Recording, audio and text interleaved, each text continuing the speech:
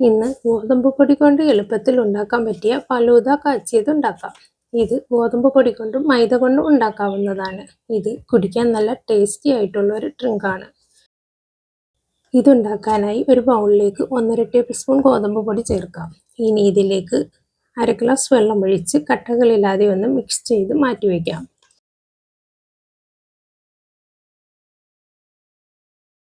ഇനി ഇതുണ്ടാക്കാനുള്ള പാത്രത്തിലേക്ക് 2 ഗ്ലാസ് പാൽ ചേർക്കാം. ഇതിലേക്ക് 1/4 ഗ്ലാസ് വെള്ളം കൂടി ചേർക്കാം. നല്ല കട്ടിയുള്ള പാലായതുകൊണ്ടാണ് ഇത്രയും വെള്ളം ചേർത്തത്. പാലിന് കട്ടി കുറവാണെങ്കിൽ കുറച്ച് മാത്രം വെള്ളം ചേർത്താൽ മതി. ഇനി ഇത് അടുപ്പിൽ വെച്ച് ഇളക്കി മധുരത്തിന് ആവശ്യമായ പഞ്ചസാര ചേർക്കാം.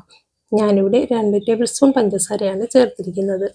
ഇനി ഇതിലേക്ക് ഒരു ചെറിയ കഷ്ണം പട്ട ചേർക്കാം.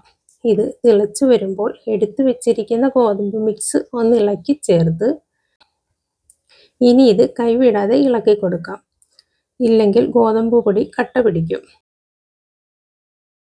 ഇനി ഇതിലേക്ക് 1/4 ടീസ്പൂൺ ഏലക്കാപ്പൊടി കൂടി ചേർക്കാം. ഇത് നല്ലതുപോലെ ഇളക്കി മീഡിയം ടു ലോ ഫ്ലെയിമിൽ കുക്ക് ചെയ്യാം. ഇനി ഒരു നുള്ള് ഉപ്പ് കൂടി ചേർക്കാം.